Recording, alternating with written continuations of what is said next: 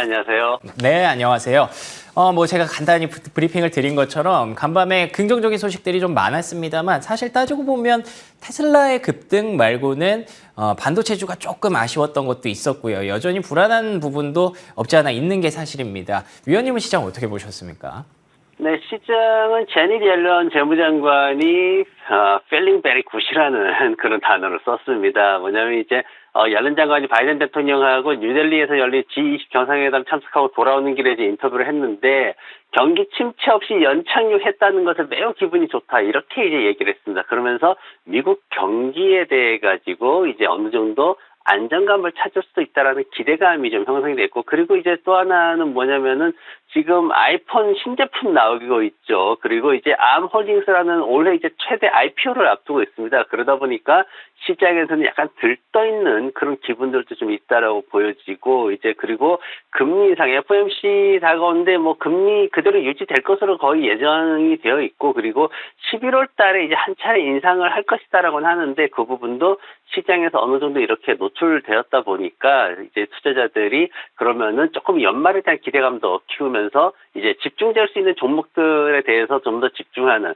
그런 모습들을 보이고 있습니다. 그리고 이제 간밤에 이런저런 얘기들이 굉장히 많았습니다. 앞으로 어떻게 될 거다 이런 전망들이 굉장히 나오는데 골드만삭스 쪽에서는 앞으로 이제 계속해서 잘 성장할 것이다. 그렇게 또 장밋빛 희망을 보여주는 이런 모습들을 보였고, 그러면서 이제 시장이 또 상승하는 모습이 있었습니다. 그리고 지금 뭐 최근에 조금 부정적인 그런 이슈들도 있었어요. 지난밤 같은 경우에는 앞으로 개인 소비가 내년 초반에 좀 안 좋아질 것이다. 지금 블룸버그 쪽에서 그런 보고서를 내놨는데 뭐 샌프란시스코 연준 같은 경우에도 지금 보면은 초과 저축이 이번 분기에 다 소진될 것이다 얘기를 하면서 소비가 좀 안 좋을 것이다라는 그런 뉘앙스의 얘기도 좀 했습니다. 하지만 아직 시장에 본격적으로 오는 그런 리스크가 아니기 때문에 지난밤에 상승을 막을 수는 없었습니다. 그리고 뉴욕 연준에서 이제 미국 소비자 인플레이션 1년 뒤에 어느 정도일까를 이제 예측을 했는데 살짝 올랐어요. 1%포인트 올랐습니다. 3.6%로 나왔는데 사실 뭐 조금 5개월 만에 상승한 거긴 하지만 그렇게 시장에 영향을 미칠 만한 수준은 아니었기 때문에 거의 무시되는 상황이었고, 이번 주는 수요일 날 CPI 나오고요. 그리고 목요일 날 PPI 생산자 물가 지수도 나옵니다. 그리고 목요일 날 어도비가 실적 발표를 앞두고 있기 때문에 이런 부분들 지켜보면서 이번 주 대응하시면 좋을 것 같습니다.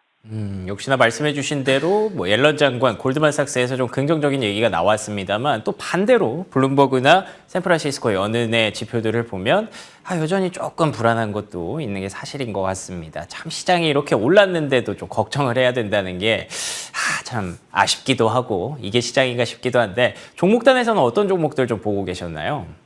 네, 테슬라가 가장 눈에 띄었죠. 아무래도 이제 목표 가격이 갑자기 150달러나 올랐어요. 근데 좀 이 상황이 웃기는 건 뭐냐면은 이렇게 갑작스럽게 올렸는데 사실은 불과 몇 달 전에 목표 가격 다운시켜버리는 이런 모습이 똑같은 분한테서 있었거든요. 그러다 갑자기 150달러나 올려버려가지고 사람들이 좀 왜 이러나 싶을 정도로 좀 의아해하는 그런 모습도 있었습니다. 하지만 어쨌든 핵심은 인공지능에 맞춰져 있었기 때문에 그 인공지능을 통해 가지고 자율주행이 테슬라의 어떤 향후 사업을 더 가치 있게 만들 것이다라고 이제 해석이 됐습니다. 그러다 보니까 이런 것들이 뭐 앞으로 5천억 달러 더 이렇게 시장 가치를 평가할 수 있겠다, 추가할 수 있겠다 이러다 보니까 주가가 올라가는 모습을 보였고요.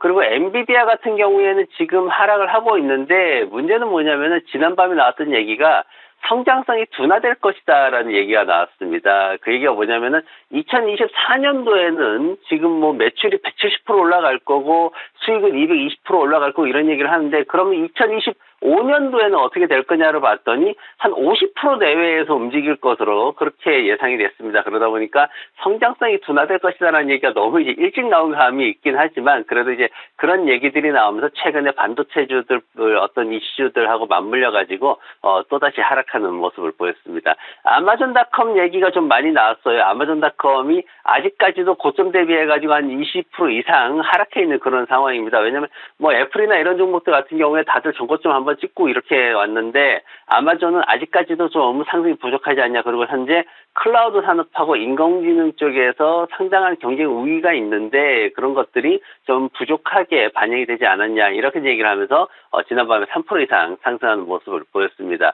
오라클이 장마감 후에 실적 발표를 했어요. 한 4% 정도 시간에서 하락하고 있는데 EPS가 86센트 발표를 했습니다. 근데 시장 기대치가 90센트였거든요. 여기에 조금 못 미쳤습니다. 매출은 125억 달러 정도, 이제 한 9% 정도 상승하는 모습이 나왔고, 지난밤에 특징적이었던 종목이 또 하나가 뭐냐면, 마리화나 주식들이 또 급등을 했습니다. 제가 이제 9월 달에 마리화나 인공지능 테마는 계속 갈 것이다라고 말씀을 드렸는데, 지난밤에 오로라 같은 경우에는 이제 뭐 자사주 매입이나 이런 이슈들이 좀 있었어요. 그러면서 2024년도 지나면서 흑자 전환될 수 있다. 이렇게 또 강하게 어떤 기대감이 형성이 됐습니다. 그리고 마약 단속국에서 마리화나를 덜 위험한 규제 약물로 그렇게 재조정하는 이제 위험하지 않은 쪽으로 자꾸 이렇게 내려가고 있죠. 그래서 그런 것들이 앞으로 사업화의 어떤 더 성공할 수 있는 그런 요소들이 되고 있다. 이렇게 평가가 되면서 지난밤에 CGC가 캐노피 같은 경우에는 81% 상승했고요. 그리고 오로라 같은 경우에는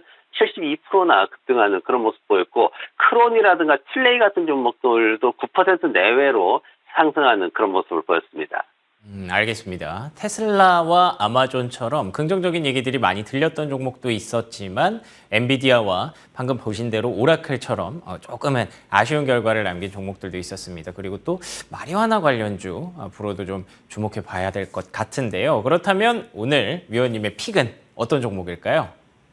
네, 기술주들 쫓아가기 굉장히 힘든데 아직까지 이제 기술주 더 추가적으로 매수할 수 있는 기회가 있는 종목이 있습니다. 바로 캐시우드가 나서서 그 종목을 지난번에 얘기를 했습니다. 바로 줌비디오에 대한 종목인데 앞으로 이 회사 주가가 1,500달러 갈 것이다. 이렇게 지금 주장을 했습니다. 2026년도면 그렇게 될 수 있다라고 얘기를 했는데 무시하지 못한 게 뭐냐면은 지난밤에 테슬라가 갑자기 급등해서 260불대로 올랐거든요. 근데 캐시우드가 얘기를 했던 게 전에부터 얘기를 했던 게 260달러 수준까지는 올라갈 것이다라고 이제 주장을 했었기 때문에 그것과 맞물려 가지고 그럼 줌비디오도 두고 보면 1,500달러 가는 거 아니냐라는 그런 어떤 이슈들이 좀 많이 생겼습니다. 그래서 지금 뭐 굉장히 비현실적이다라는 얘기도 나오고 있는데 그런데 실질적으로 이제 테슬라나 이런 종목들이 상승을 하다 보니까 무시할 수 없는 그런 상황이 되어버리는 모습입니다. 그래서 지금 최근에 이제 줌비디오가 성장성에 대한 의문이 좀 생기고 있는데 그래도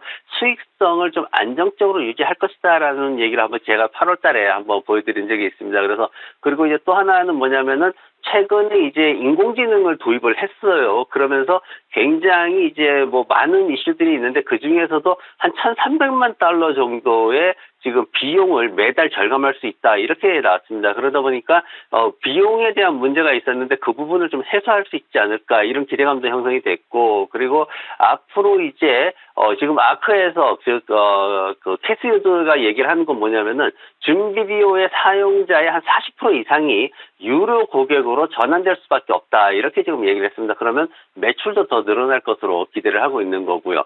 지금 현재 이제 어떤 수익이나 이런 것들을 보면은 앞으로 2024년도에 EPS가 40센트 정도로 안정될 것이다라고 그렇게 예상을 하고 있고 그리고 실적 발표는 계속해서 기대치를 넘어서는 수준에서 발표를 하고 있습니다. 시장 평균 목표가는 82달러 정도를 잡고 있고 최고 105달러까지도 책정을 하고 있는 상황입니다. 그래서 차트 보시면은 지금 하락해 있는 그 구간들에 대한 적절한 일정 수준의 기간을 가지고 조정을 이어가는 모습 보이고 이제 바닥 박스권에서 올라와서 박스권 상단에서 볼린저 밴드 상한선 맞아가지고 위로 치켜 올리는 그런 모습을 좀 보이고 있습니다. 지금 현재가 기준 72달러 기준으로 충분히 매수 가능하고요. 손절매는 아래쪽에 66달러 그리고 목표가 1차적으로 100달러까지 볼 수 있는 그런 기대감을 좀 가져보도록 하겠습니다.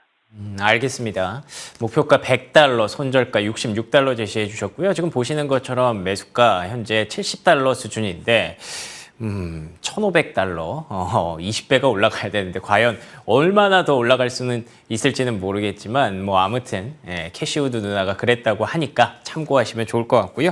뭐 일단은 단기적으로 수익성과 비용을 수익성을 높이는 과정에서 비용을 줄이고 매출이 늘어나고 있다는 것만큼은 확실히 좀 노력을 하고 있다는 것만큼은 확인이 됐던 준 비디오였습니다. 자, 그럼 지금까지 클로징벨 김태수 위원과 함께했습니다. 위원님 오늘도 좋은 말씀 고맙습니다.